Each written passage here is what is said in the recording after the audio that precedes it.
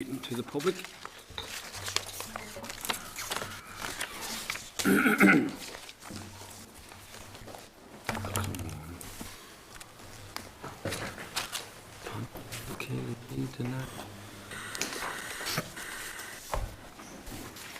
Okay, folks, could I formally declare the Social Development Committee open this morning to the public, and can I do the normal and ask people to remind themselves of the use protocols around the use of the electronic tablets and so on, and for everybody in the room to switch off their electronic devices,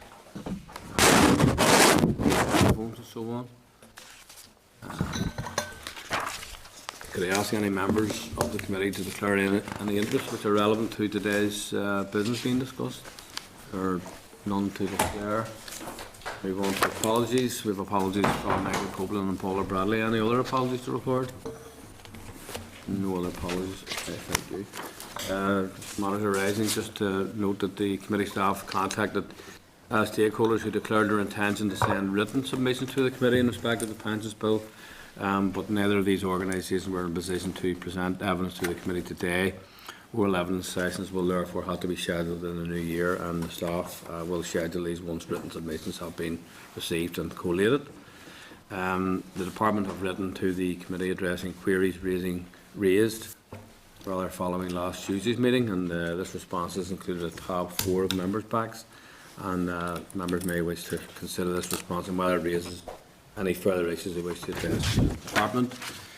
Dealing with the main item of the agenda this morning would be the Pensions Bill Communication Strategy. We have a briefing prepared by the Social Security Agency. The officials are here to brief the committee on the communication strategy for any new measures which were introduced by the Pensions Bill. We have Damien Mahan and Lisa Hamilton Security. These are very welcome to the committee this morning. You'll know that members have previously expressed some concerns over the importance of effectively communicating aspects and the impacts of the Pensions Bill, and Jerry McCann, as you know, had offered to try to arrange this briefing with the Social Security Agency, and officials who are here this morning, and we're appreciative of that. And we have provided a briefing paper included a tab 4 of members' pensions bill holder. And again, this was last week, the officials from the department are here in attendance at the meeting today and have volunteered to address any concerns the committee may have following this briefing. So on that basis, can we move on to Damien, yourself, and Lisa? Thank you. Good morning, Chairman and members of the committee. I would like to begin by thanking the committee for the opportunity to be here today. I'm going to begin by introducing myself and my colleague from the Social Security Agency. My name is Damien Mahan. I'm the State Pension Reforms Project Manager in the Social Security Agency, with responsibility for introducing the changes resulting from the Northern Ireland Pensions Bill. On my left here is Lisa Hamilton Sturdy, Manager responsible for communication and engagement activities associated with the Northern Ireland Pensions Bill. And I'd also like to pass on apologies from my colleague Mickey Kelly, who was scheduled to attend today, but unfortunately is unable to attend due to other commitments. I'm also aware that the policy colleagues from the department have already started the process of briefing the committee on the various clauses within the Northern Ireland Pensions Bill, and it was decided at last week's meeting that officials from the Social Security Agency would brief the committee members today specifically about the new state pension and the state pension top-up scheme, which is the new national insurance Class 3A. As you are aware, the state pension system is a complex issue, and we're very keen to begin the process of communicating and engaging as quickly as possible, but without preempting the will of the committee or the Northern Ireland Assembly. We already have some information on these changes in the public domain, for example on NI Direct and in notifications relating to state pension statements. However, this information is heavily caveated with the fact that while these changes are law in Great Britain, they're not yet law in Northern Ireland until the Northern Ireland Assembly has passed it. At the moment, we're just 306 days away from the 12th of October 2015, which is the date the state pension top-up scheme, i.e. the voluntary National Insurance Class 3A, will be introduced, and 483 days until the 6th of April 2016, That's the date we envisage that the new state pension system will be introduced. And for these reasons, we're keen that we begin the communication and engagement process, both with existing and future pensioners. I'm now going to pass you over to Lisa, who will take you through a briefing paper issued to members. Thank you. Thanks, Damien. Good morning, Chairman, and thank you, as Damien says, for the opportunity to take you through the main themes of the overarching communications plan for state pension reform. Obviously, with any bill of this sort, comprehensive communication and engagement strategies are required to successfully engage with stakeholders, both internal and external, and to support the effective delivery of changes to the state pension system in Northern Ireland. It is important to note that this type of activity that I'm going to talk to you about this morning, the sort of traditional communication and marketing, will differ from day-to-day operational notifications, but will also sit with these types of communication to complement them. The objective of our communications activities are to raise awareness and understanding of the changes to the system, how they affect current and future pensioners in Northern Ireland by April 16, to raise awareness of the changes to the State Pension Statement Service, to engage our audiences to ensure consistent messages regarding changes to the state pension system are communicated to current and future pensioners in Northern Ireland, and to ensure that staff are informed, engaged and equipped to deal with any public inquiries on all aspects of changes to the state pension system. As Damien has already stated, we are keen to start communicating and engaging as quickly as possible with all of our audiences, and in order to do this effectively, we really need to take a coordinated approach, which is what we have done. So this morning I want to provide you with an overview of the communications activities that as an agency we're planning. And the purpose of these activities are to ensure that we're obviously successful in communicating these changes. It is important to note that through the delivery of this plan, we are going to work closely and have been working closely with the Department of Work and Pensions, both their policy and communication teams, to ensure that staff, stakeholders and customers receive timely and accurate messages regarding the plan changes, and that none of the messages that we're putting out are contradicting with DWP's messaging. The planned activities form part of a comprehensive communication and engagement strategy to ensure that future and current pensioners know what to expect and to support them in their planning for retirement, and they have all the information that they need in order to make informed choices. Due to the scale and breadth of the target audiences, the amount of people, it's necessary to segment several of the audiences that we need to communicate with. The impact of the changes to the state pension system vary considerably depending on the audience. Therefore, it's going to be necessary to tailor each of the messages to suit these audiences using appropriate language, messaging and calls to action. But the primary message throughout the campaign is the state pension is changing from the 6th of April 16, making it easier for people to see how much money they will get on retirement and allow them to plan for their future.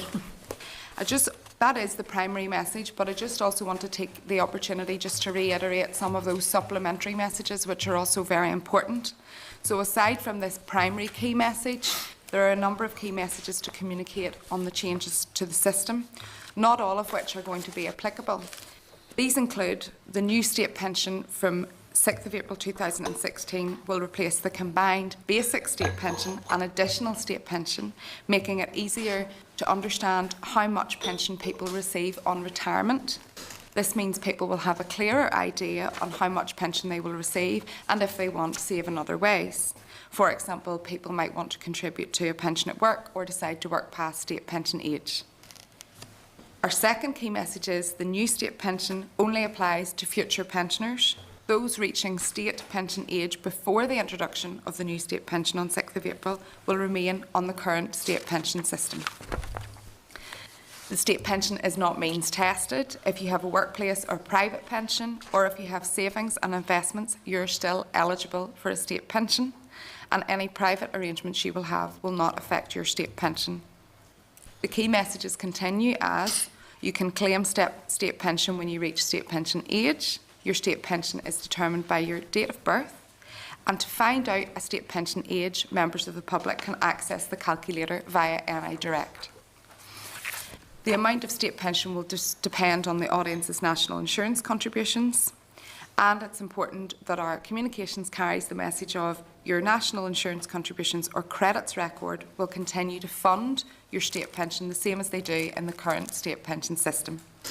Whether you're unemployed or whether you're employed, self-employed, caring or on benefits, it all counts towards your national insurance record. Our communications will also carry the messages that the new state pension brings self-employed people fully into the state pension system, treating national insurance contributions of the self-employed in the same way as employee contributions for state pension purposes. And the number of years of national insurance contributions required for full state pension is increasing from 30 to 35. However, there is a minimum qualifying period of at least 10 years of national insurance contributions.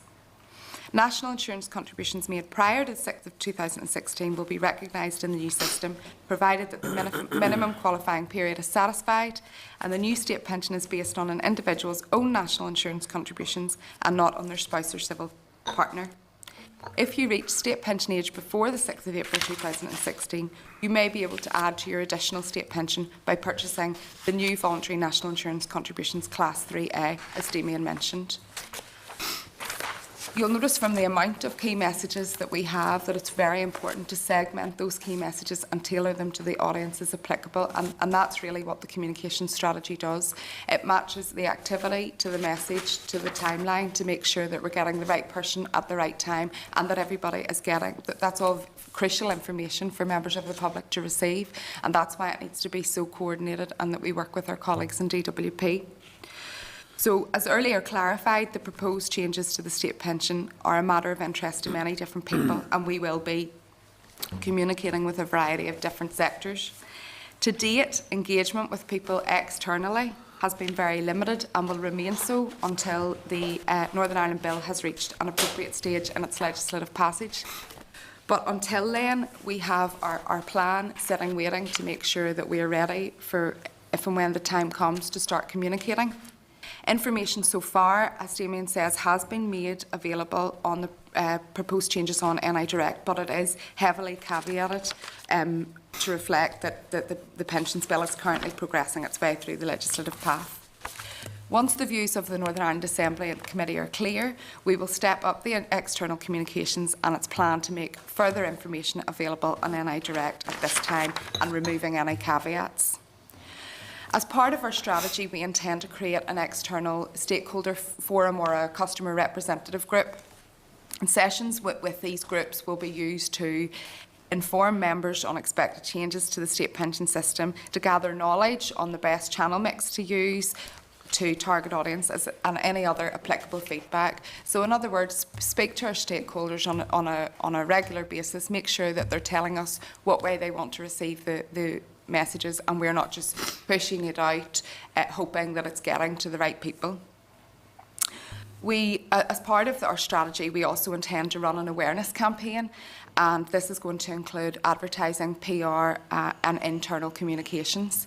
The internal communications will support any of that external messaging so that our staff are well aware of the changes and that they're able to support the messages that we're putting out on traditional PR channels and our advertising.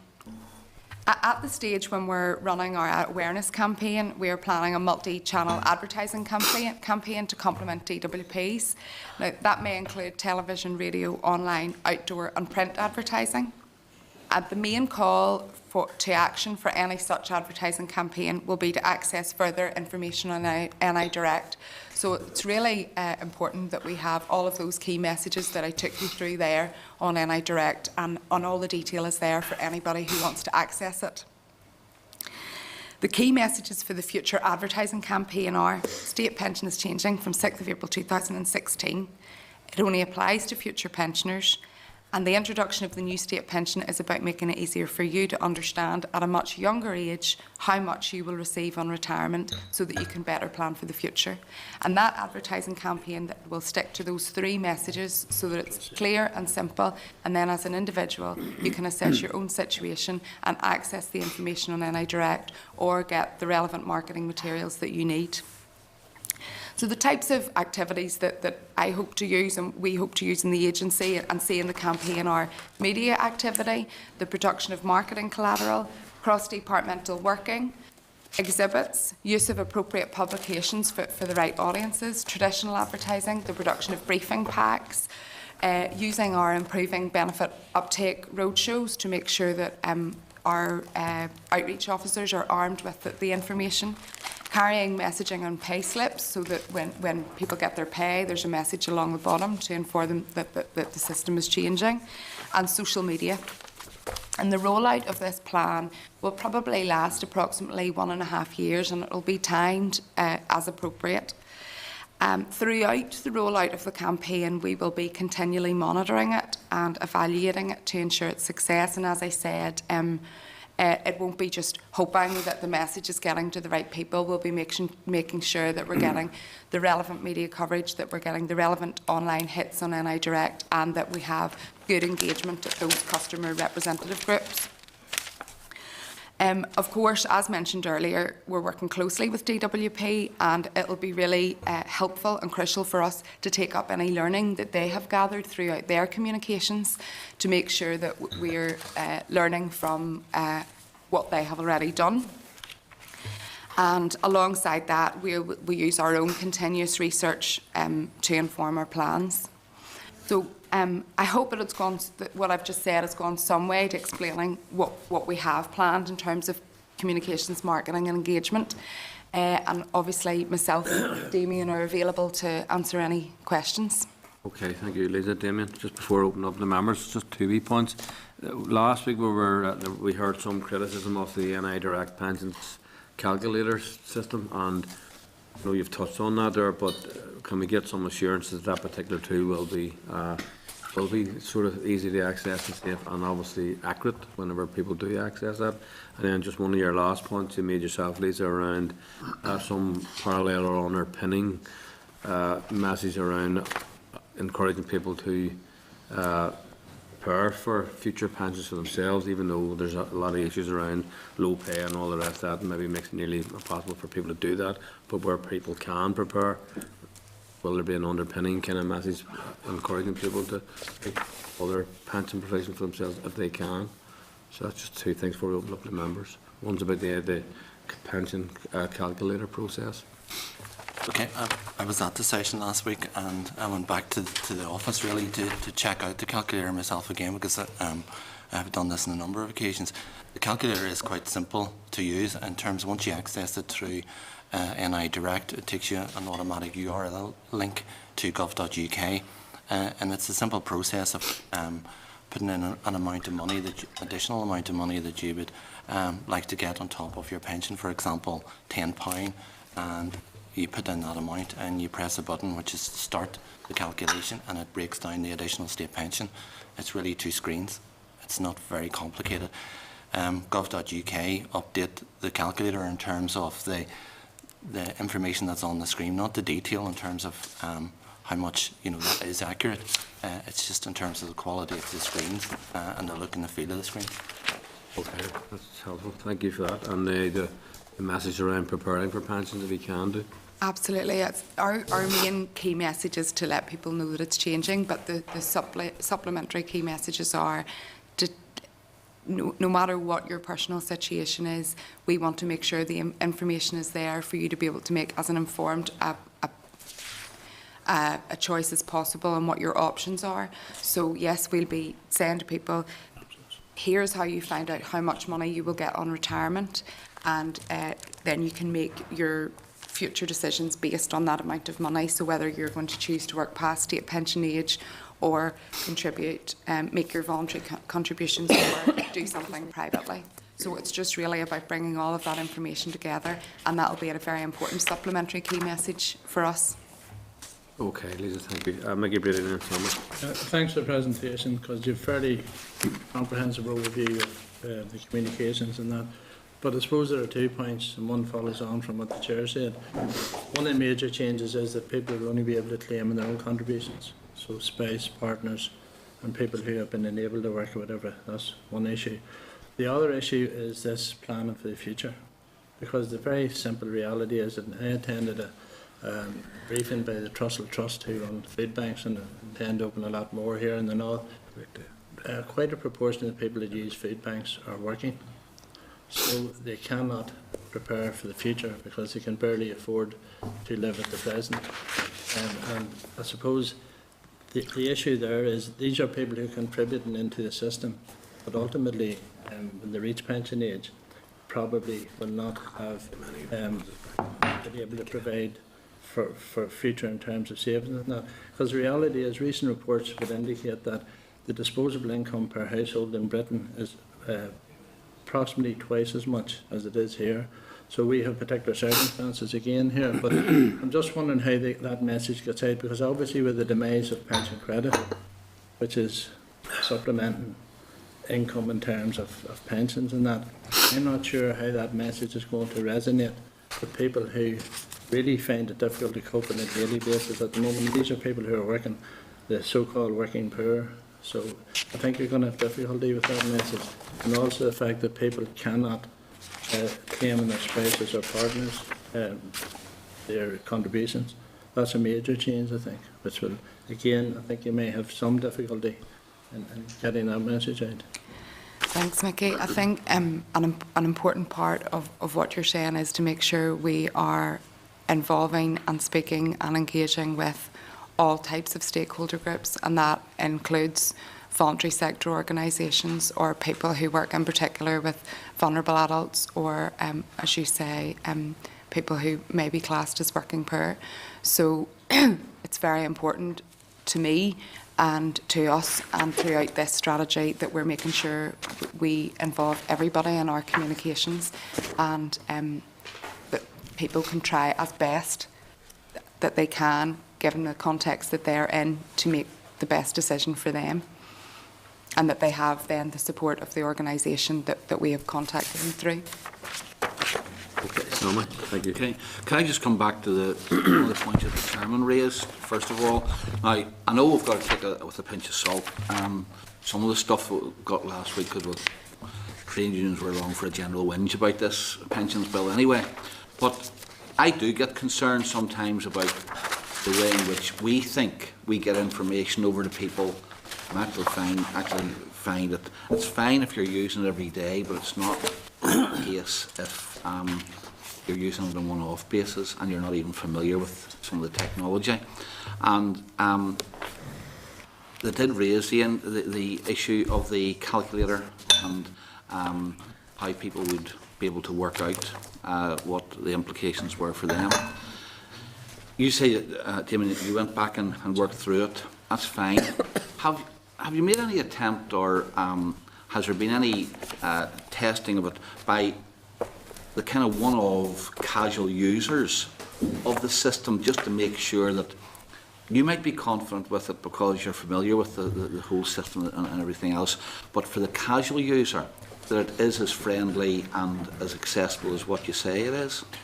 At the minute, no, we haven't, but what we plan to do in early 2015 is to do some customer insight, customer research with sort of future pensioners in conjunction with colleagues from DWP. And the scope of that's yet to be agreed. And one of the things that we plan to do is look at some of the tools that we have on NI Direct around calculators and the state pension statement service, where we can select individuals basically off the street and take them through that process and get some feedback from them. And when are you going to do that? Hopefully, it's either end of January or the beginning of February 2015. Well, I think that's a good idea, because it does test it with the people who maybe. Sorry, we have the opportunity then to feed that back into the programme in DWP.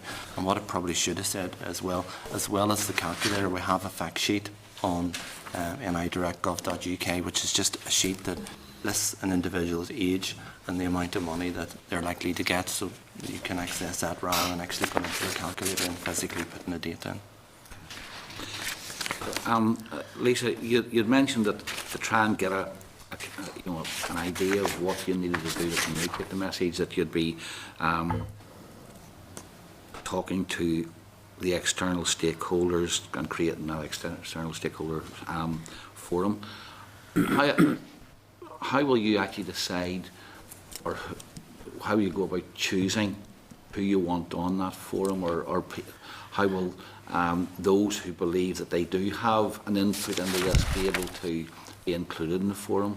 Yeah, we have broken our stakeholders up into 2 tiers, Sammy, and there's a wide breadth of the organisations that you would expect to see: Advice NI, Age NI, Age Sector Platform, Cares NI, the Church Leaders and Faith Organisations, Citizens Advice, Commissioner for Older People, Consumer Council, all going through, making sure that we've got all. I'm not going to go through them all, No. but making sure that all of those representative groups are involved, and again that provides a good platform for what you were saying to Damien about the calculator, because if there are people having difficulties with the calculator and they've been on and it's not user friendly, then we can continue to amend products. So that customer representative group engagement is going to be crucial for us to make sure that we're getting the right people at the right time. Okay, so it's really from the list of existing organisations, and if there are others who wish to be included, involved. there'll be a mechanism by which they can be included. Absolutely, yes. Okay,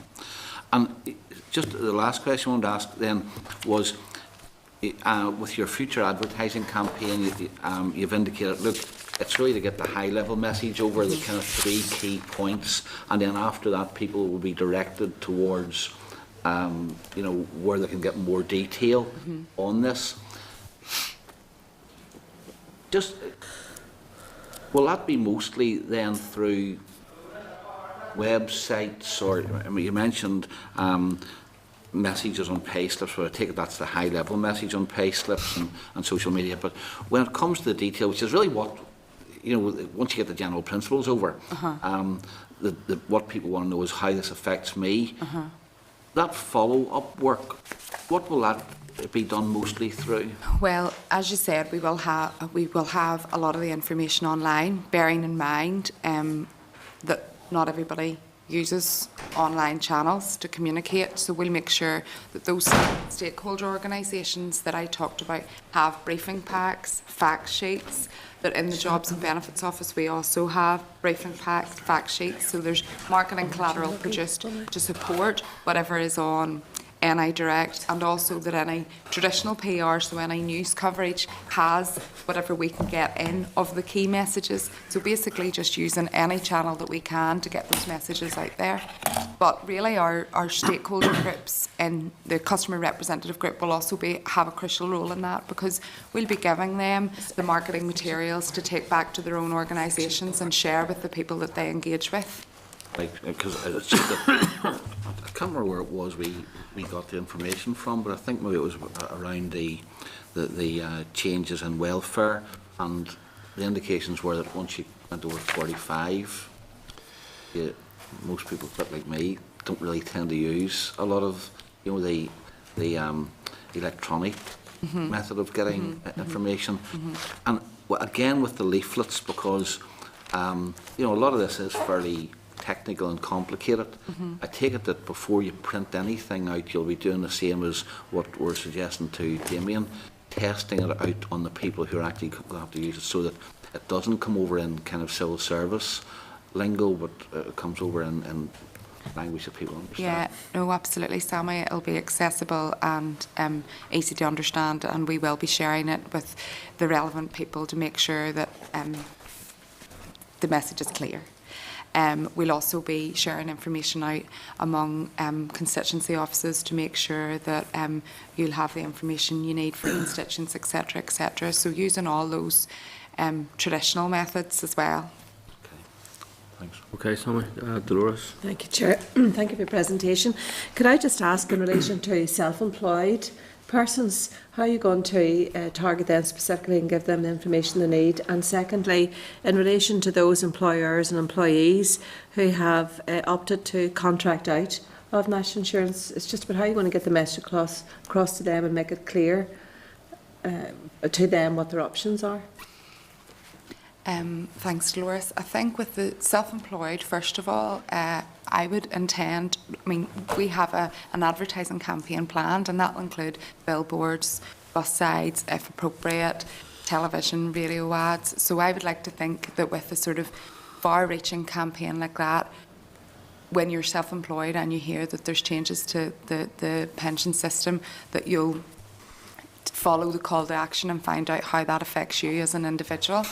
And sorry, Dolores, who was this? Could I just then follow up? Given that the majority of self-employed people have to employ accountants to do their tax returns, I just wondered, as a discrete group or of professionals, would you have thought of specifically communicating with accountancy firms? And secondly, the other point was about those who have opted to contract out in the past will no longer be able to do so. And then how are you going to advise them? I mean, are there going to be advice clinics, for example, for some people in some big employers where both employer and employee had opted to contract out? I think it's very valid, and it's a very valid suggestion that you've raised. We will, through our stakeholder engagement, have a range of private sector organisations involved too, and work with the financial institutions to ensure that they have all of our printed materials, etc., etc. So we'll work with all of the relevant private sector institutions to make sure, and maybe some chartered institutes, etc., to make sure that they have information, and then those individuals will see through that channel, whichever channel they've picked it up on, whether it's online, whether it's the advertising campaign, whether it's through their bank or their chartered institute, and come to us for more information. And sort of as the need arises over that time, we'll cope with it. I mean, if there's a large volume of a particular group of people coming to us, or a volume for that matter, and we see the need to engage further with a particular group, we definitely will. And that's because of the length of the campaign, it's a year and a half, we'll be able to continually adjust through that and make sure that our activity is matching the group. I think the only thing I would add to that is that this is a joint programme in Great Britain between DWP and HMRC, and both departments, and HMRC in particular, who is a UK-wide department, is issuing a raft of communications around, you know, national insurance contributions, such as things like the end of contracted out and the impact that would have on certain groups. So that information is also on their website. Chair, just a further suggestion, particularly there's reference to people who have had to opt out because of caring responsibilities, whether that's for a person who's ill or disabled or for children. I just wonder, would there be any scope with the Social Security Agency, for example, who are paying carers allowance, to advise people that they could actually purchase additional national insurance contributions? That would be right. I mean, that would be the idea behind it, really. Yeah, absolutely. Yeah. Okay, thank you. All right, Fra. Sure, and just in relation, how much of a budget is attached to the room with this, or is there an idea? In the Brian, the Social Security Agency, there's a communications team, so we have a resource in place for agency communications, staff able to carry out this activity, and I'm a member of that team. Obviously, the planned media buying of advertising space will cost money, and we'll be doing that in the most cost-effective way possible. The budget for that has not been agreed as yet, but the traditional activity that I talk about, traditional PR, obviously we'll be using our department's press office to pump out a lot of those messages, and then the stakeholder engagement groups we'll be running ourselves within the agency. So the cost attached, really, it will be the media, the bought media. So I think, and Sammy raised the question about over 45s and people who may not be computer literate and who may rely on going to the local corner advice centre or whatever to glean whatever information and seek advice. And would you be looking at bringing in organisations like the independent advice sector, COB, and people like that who have a complete network of advice centres and contacts within communities, or the voluntary sector that deal with things like this? Because I think in the past, when many of these organisations actually were dealing with the social security's issues and trying to get a message out, it was fairly effective in getting that message out, and to be able to simplify the thing down rather than having what somebody called maybe the gobbledygook of government, so that people can understand it better. Absolutely, Fra. We will be including most of those groups that you've mentioned on our customer representative group and providing them with the briefing packs so they can take them back to their local advice offices and leave them sitting out or whatever they feel is the best, most effective use of them. Okay, Fra, thank you. Jim and Gregory. Just a quick one. Thinking mostly of the self-employed again. You mentioned HMRC. Will the local agency be able to influence and impact what they do, or are they going to be operating in their own right?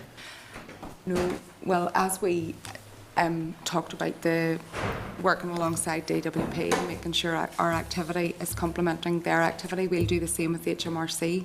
So we'll make sure that we're both agencies are speaking to one another and our messages are aligned and not contradictory.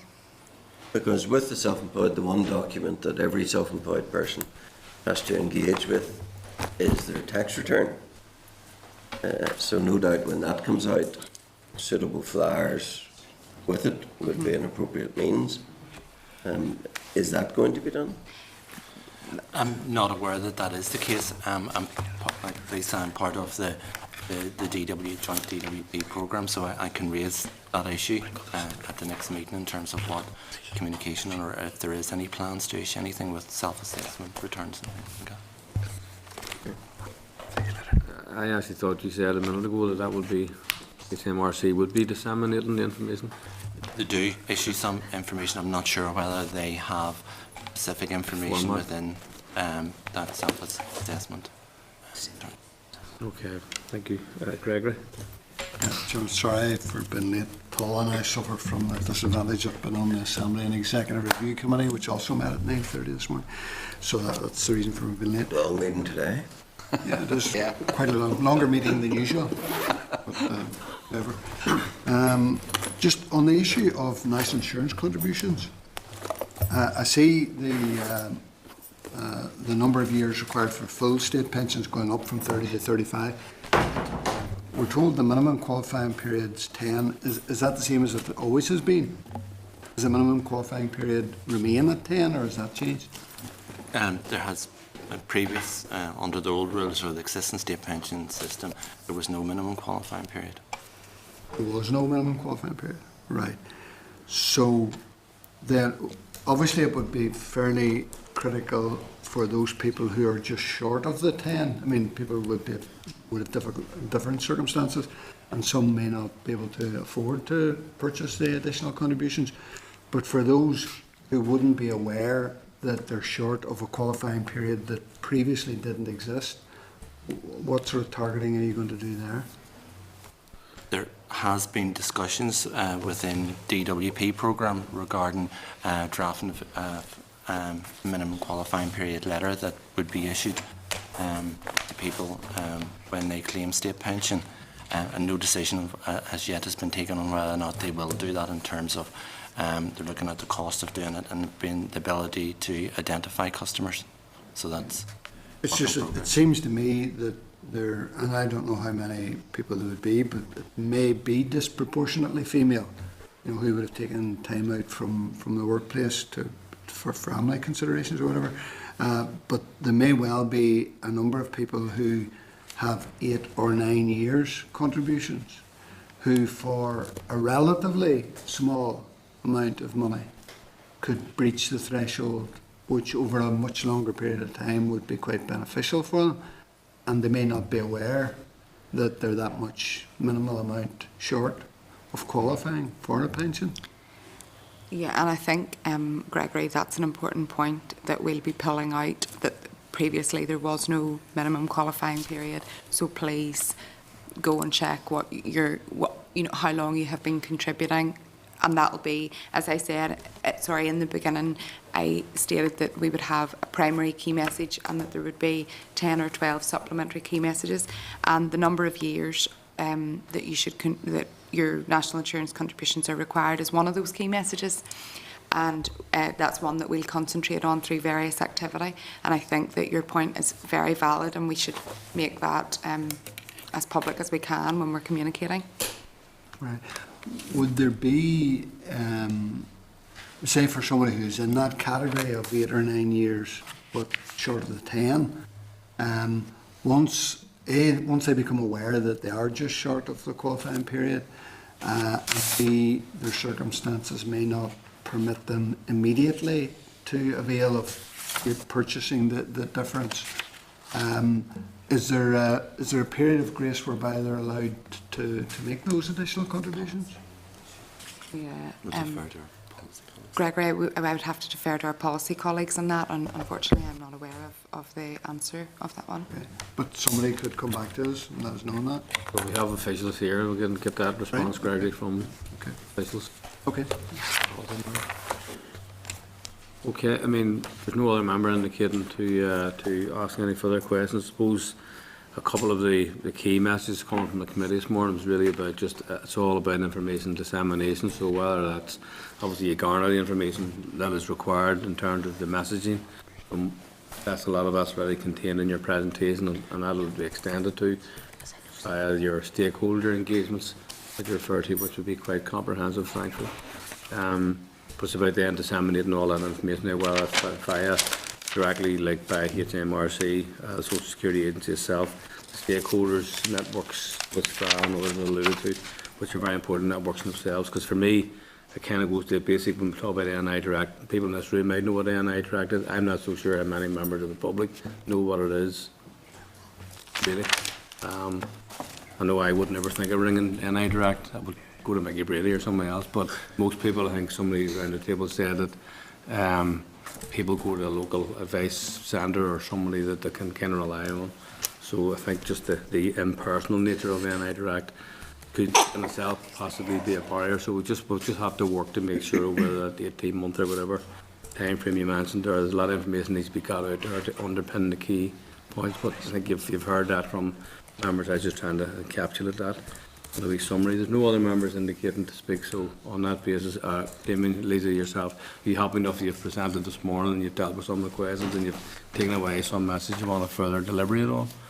And no doubt we'll touch, we'll speak to you again in sometime in the near future. Okay, thank you very much for being here this morning. Very helpful, thank you.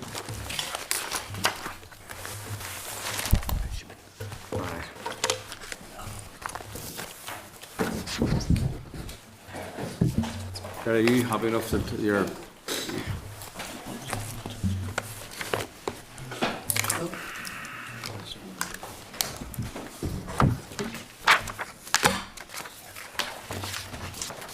Hi, good morning, everybody.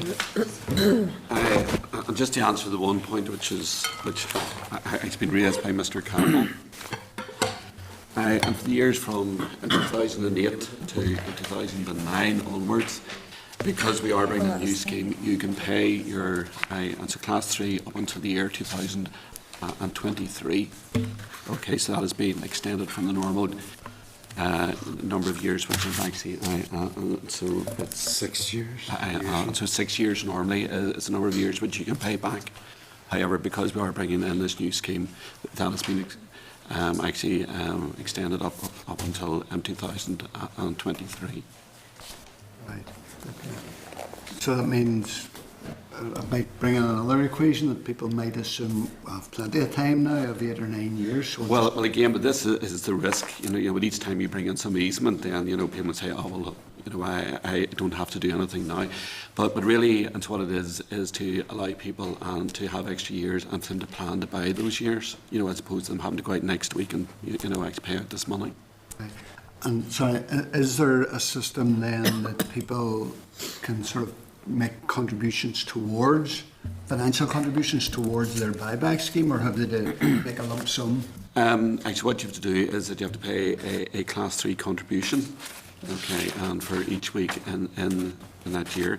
The amount is about, so I think it's about £13. Yes. And per week. Yeah, but what I mean is, say we have people in the category I was talking about, principally females, say, who may have got 7, 8 or 9 years contributions and are then in the knowledge of the scheme clear that they're not going to qualify. they then make inquiries and are told what the lump sum is to bring them up to beyond the 10-year period. Yes. And you're saying they have another 9 years to do that. Yeah.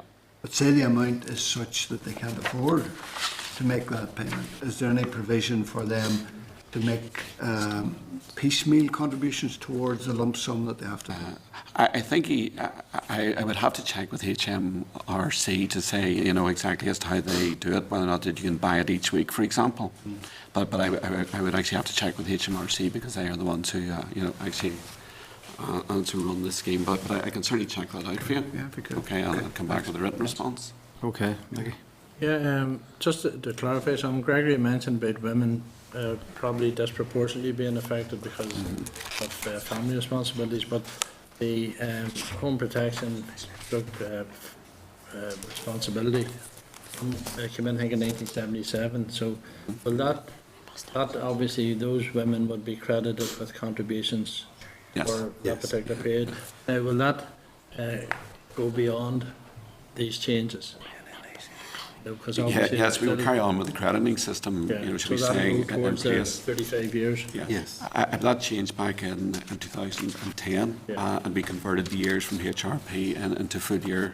So That's those for women credited in years. that situation would, to all intents and purposes, be covered. Yes. Yes. Wouldn't necessarily then have to They will. do pay the extra money or whatever. And indeed, and to come back to the point which had been raised earlier, I think by Mrs. Kelly, and if you also are a carer as well, Yeah, there will be that's credit credited with the contribution. as well to safeguard their rights as okay. well. And actually, one of the things about this new pension is that you will be able to get it even if you have actually never worked. Yeah.